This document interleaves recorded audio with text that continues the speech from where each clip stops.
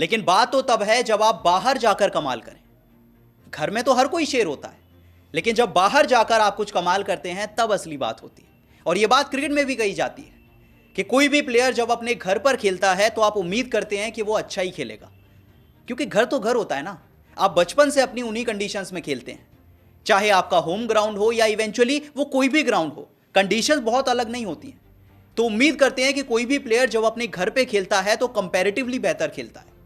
लेकिन बात तो तब है जब आप बाहर जाकर रन बनाएं, बात तो तब है जब आप बाहर जाकर स्कोर करें। उसे असली खिलाड़ी कहा जाता है जो बाहर जाकर परफॉर्म करता है।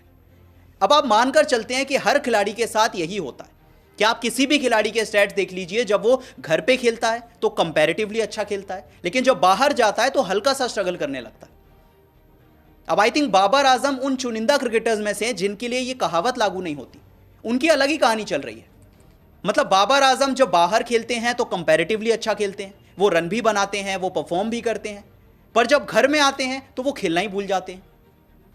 मतलब सोचिए ऐसा कैसे हो सकता है कि बाबर आजम घर के शेर नहीं है, वो बाहर के शेर हैं और घर पे आके ढेर हो जाते हैं। अब पाकिस्तान और वेस्ट इंडीज के बीच जब दूसरे मुकाबले की शुरुआत हुई तो बाबर आजम बैटिंग करने आते हैं। उम्मीद थी फैंस को कि भाई साहब बाबर आजम परफॉर्म करेंगे, लेकिन बाबर आजम दोबारा से निराश कर देते हैं। 5 बॉल वो खेलते हैं जिसमें से 1 रन बनाते हैं और दोबारा से स्पिनर के सामने आउट हो जाते हैं। अब वैसे ये स्पिनर की अलग कहानी है, वो मैं बाद में डिस्कस करूंगा।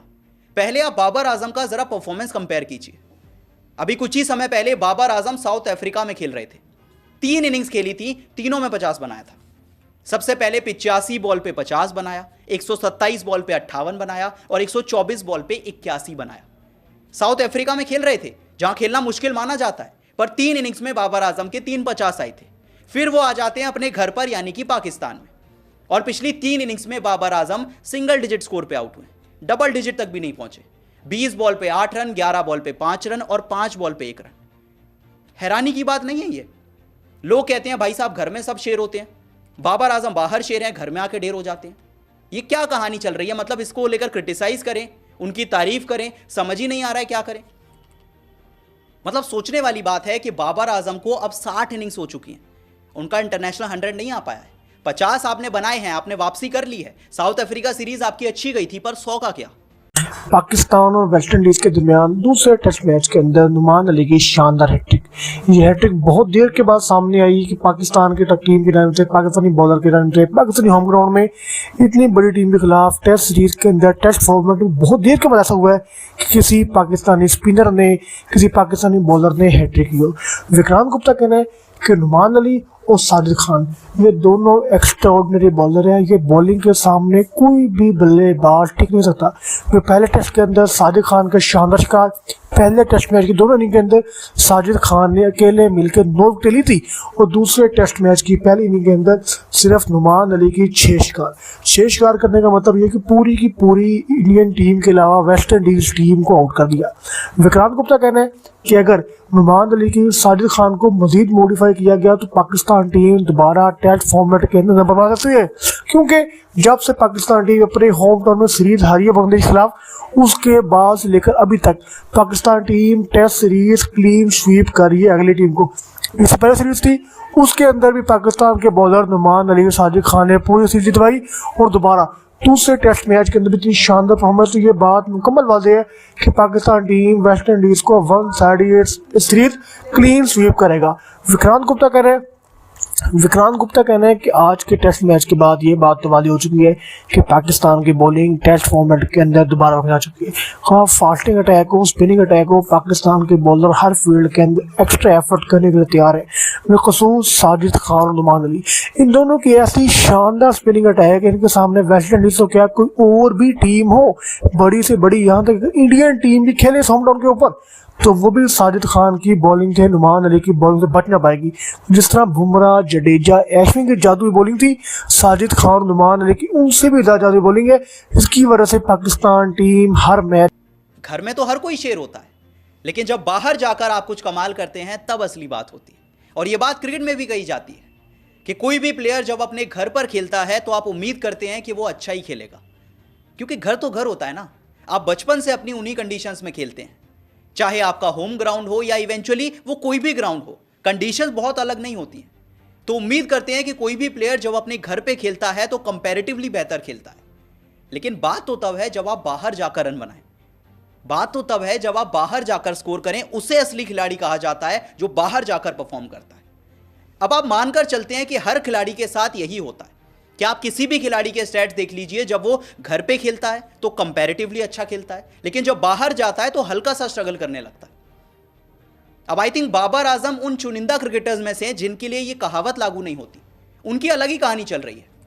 मतलब बाबर आजम जब बाहर खेलते हैं तो कंपैरेटिवली अच्छा खेलते हैं, वो रन भी बनाते हैं, वो परफॉर्म भी करते हैं, पर जब घर में आते हैं तो वो खेलना ही भूल जाते हैं। मतलब सोचिए ऐसा कैसे हो सकता है कि बाबर आजम घर के शेर नहीं है, वो बाहर के शेर हैं और घर पे आके ढेर हो जाते हैं। अब पाकिस्तान और वेस्टइंडीज के बीच जब दूसरे मुकाबले की शुरुआत हुई तो बाबर आजम बैटिंग करने आते हैं। उम्मीद थी फैंस को कि भाई साहब बाबर आजम परफॉर्म करेंगे, लेकिन बाबर आजम दोबारा से निराश कर देते हैं। 5 बॉल वो खेलते हैं जिसमें से 1 रन बनाते हैं और दोबारा से स्पिनर के सामने आउट हो जाते हैं। अब वैसे ये स्पिनर की अलग कहानी है, वो मैं बाद में डिस्कस करूंगा। पहले आप बाबर आजम का जरा परफॉर्मेंस कंपेयर कीजिए। अभी कुछ ही समय पहले बाबर आजम साउथ अफ्रीका में खेल रहे थे, 3 इनिंग्स खेली थी, तीनों में 50 बनाया था। सबसे पहले 85 बॉल पे 50 बनाया, 127 बॉल पे 58 बनाया और 124 बॉल पे 81 बनाया। साउथ अफ्रीका में खेल रहे थे जहां खेलना मुश्किल माना जाता है, पर 3 इनिंग्स में बाबर आजम के 3 50 आए थे। फिर वो आ जाते हैं अपने घर पर यानी कि पाकिस्तान में, और पिछली 3 इनिंग्स में Babar Azam single digit score पे आउट हुए, डबल डिजिट तक भी नहीं पहुंचे। 20 बॉल पे 8 रन, 11 बॉल पे 5 रन और 5 बॉल पे 1 रन। हैरानी की बात नहीं है ये। लोग कहते हैं भाई साहब घर में सब शेर होते हैं, बाबर आजम बाहर शेर हैं, घर में आके ढेर हो जाते हैं। ये क्या कहानी चल रही है? मतलब इसको लेकर क्रिटिसाइज करें, उनकी तारीफ करें, समझ ही नहीं आ रहा है क्या करें। मतलब सोचने वाली बात है कि बाबर आजम को अब 60 इनिंग्स हो चुकी हैं, उनका इंटरनेशनल 100 नहीं आ पाया है। 50 आपने बनाए हैं, आपने वापसी कर ली है। साउथ अफ्रीका सीरीज आपकी अच्छी गई थी, पर 100 का क्या? आपको पाकिस्तान का सबसे बड़ा प्लेयर कहा जाता है, सबसे एक्सपीरियंस प्लेयर कहा जाता है, इस जनरेशन के सबसे बेहतरीन प्लेयर्स में आपकी गिनती होती है। आखिरी 100 आया था 2023 में, वो भी एशिया कप में नेपाल के सामने। 60 इनिंग्स हो चुकी हैं, बाबर आजम किसी भी फॉर्मेट में एक शतक नहीं लगा पाए। हाँ, फॉर्म वापस आ गई थी, साउथ अफ्रीका में अच्छा खेल रहे थे, 50s भी बना रहे थे, पर शतक नहीं आया है। और जैसे ही पाकिस्तान लौटे हैं फॉर्म भी वापस चली गई है। और ये कहानी है पिछली कई सीरीज की। उन्हें ड्रॉप भी किया गया था इंग्लैंड सीरीज में इसी वजह से, क्योंकि वो घर पे रन नहीं बना पाते। पिछली कुछ इनिंग्स अगर उनकी देखें तो 5 बॉल पे 1 रन, 11 बॉल पे 5 रन, 20 बॉल पे 8 रन, 18 पे 5, 71 पे 30, 18 पे 11, 77 पे 31, 50 पे 22, 2 पे 0, 41 पे 27। ये उनके घर के स्कोर्स हैं भाई साहब, एक भी 50 नहीं है। कितनी हैरानी की बात है कि जहां बाबर आजम ने अपनी पूरी क्रिकेट खेली है, बचपन से लेकर अब तक, एक 50 नहीं लगा पाए हैं। आखिरी बार याद ही नहीं आता बाबर आजम ने पाकिस्तान में कब 50 लगाई थी।